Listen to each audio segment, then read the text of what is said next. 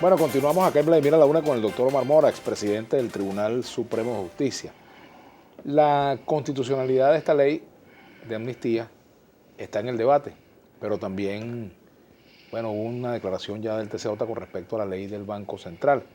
Entonces pareciera que la dinámica es, la Asamblea aprueba una ley, el TCJ la va a declarar inconstitucional. ¿Hasta dónde nos va a llevar eso?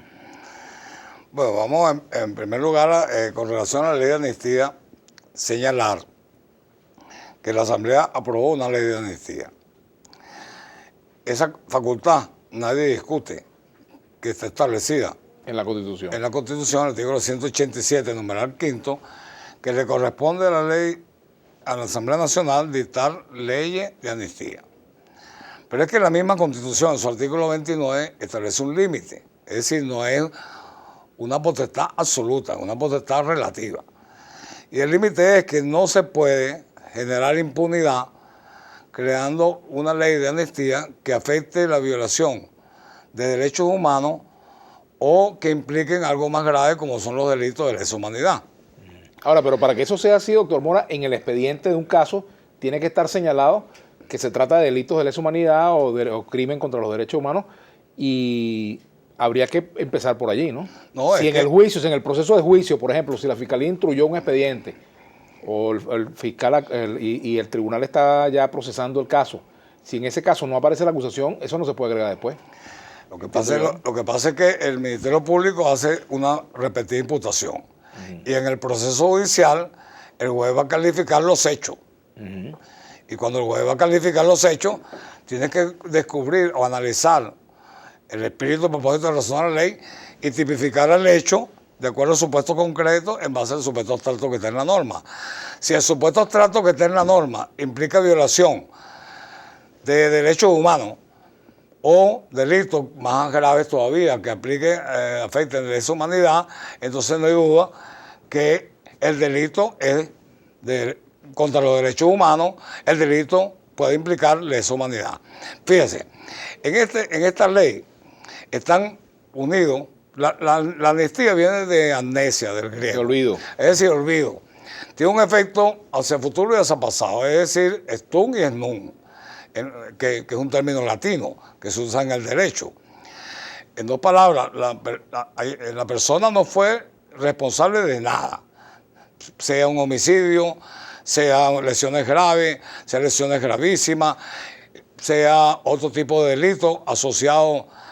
Normalmente la amnistía también se da para delitos políticos o delitos comunes asociados en la materialización de esos delitos políticos.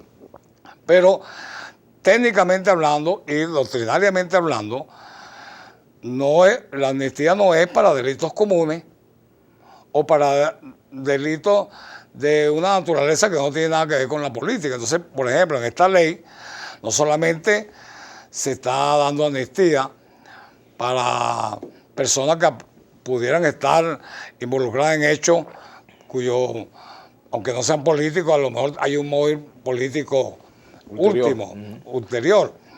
Pero favorece, por ejemplo, delitos de corrupción. Cuando se exonera de responsabilidad administrativa a un funcionario público que estuvo implícito o implicado en hechos de corrupción y tiene un acto administrativo firme de la Contraloría donde lo inhabilita y esta ley perdona esos ilícitos administrativos, lo que estamos estimulando es el fenómeno de la corrupción. Esta ley cuando favorece, por ejemplo, a personas que estuvieron directamente involucradas en el golpe de Estado. El golpe de Estado de 2002 fue una conspiración perversa con unos francotiradores para matar inocentes de la oposición y del gobierno. Y esos hechos, muchos de ellos todavía están impunes. Entonces no puede ser que, por ejemplo, esta ley de amnistía ponga en libertad a Pedro Carmona Estanga, que desintegró todos los poderes públicos, se cometió un secuestro contra el presidente, etc. No puede ser que todos los que estuvieron involucrados en el paro petrolero que le causó al país millones y millones de pérdidas, sobre todo con ocasión de las víctimas inocentes que ese paro ocasionó, la afectación del derecho a la salud, el derecho a la educación, el derecho al trabajo, el derecho a la circulación. El país, Vladimir, yo era presidente encargado del Tribunal Supremo, ahora, doctor, estuvo a punto de una guerra. Ahora, las sociedades no pasan las páginas. Sí. De pasar la página. Por ejemplo, imagínense que Mandela no hubiera pasado esa página allá en Sudáfrica y hubiera pasado, digamos, hubiera aplicado ese criterio a los efectos de no perdonar allá en Sudáfrica. Estaría Sudáfrica llena de muertos, ¿no? Una guerra, ¿no? Estoy absolutamente de acuerdo contigo. Por supuesto que se puede pasar la página. Ahora, ¿cuál es la manera de pasar la página? En primer lugar, que las personas presuntamente involucrados reconozcan que tuvieron una determinada conducta política acertada o equivocada, pero asuman su responsabilidad. Por ejemplo, la amnistía que ha favorecido líderes de izquierda ha sido con esa condición. Ellos han pedido perdón por lo que hicieron. Por ejemplo, un dirigente que estuvo en la guerrilla. No, yo estuve en los años 60 en la lucha política, militando en el MIR, ¿no? En la clandestinidad con el Partido Comunista, la Juventud Comunista, y después con el FNFAL. Y nosotros nos fuimos a la subversión públicamente porque estábamos en contra del orden constitucional y asumimos las armas con responsabilidad. Eso implica aceptar la solicitud de responsabilidad. Por ejemplo, en el caso de Colombia, la FARC y el gobierno colombiano, es un gobierno neoliberal. La FARC es una organización de inspiración marxista-leninista. No están sentados en La Habana negociando y ambas partes no reconocen que ambas partes han cometido excesos que han afectado a víctimas inocentes y no le han pedido perdón a esas víctimas. Y no solamente, hay un capítulo especial en la posible paz en Colombia dedicada a ese tema. Entonces, yo no me puedo reconciliar conmigo mismo. La reconciliación es un acto mutuo, bilateral.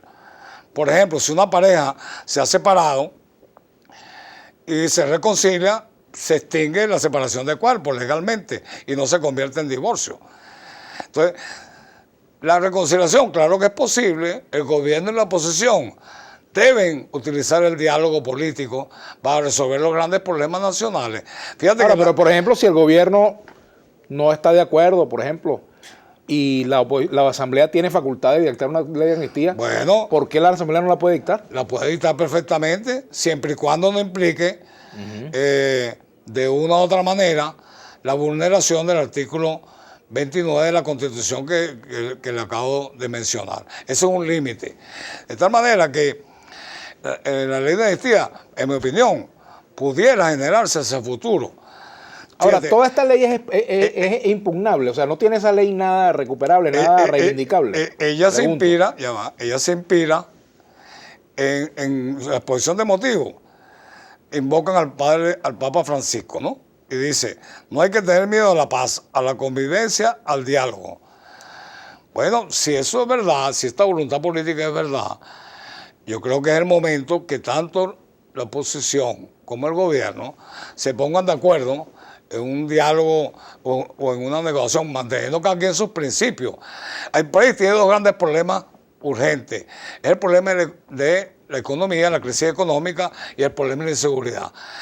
Pongámonos de acuerdo en esos grandes temas que nos unen a todos. La Asamblea aprobó un acuerdo a favor del llamado del Papa. Es una ventanita al diálogo. Hay que explorar el diálogo, nadie dice que sea fácil. Vamos a hacer una pausa. Al retorno seguiremos conversando con el doctor Omar Mora Díaz, expresidente del Tribunal Supremo de Justicia.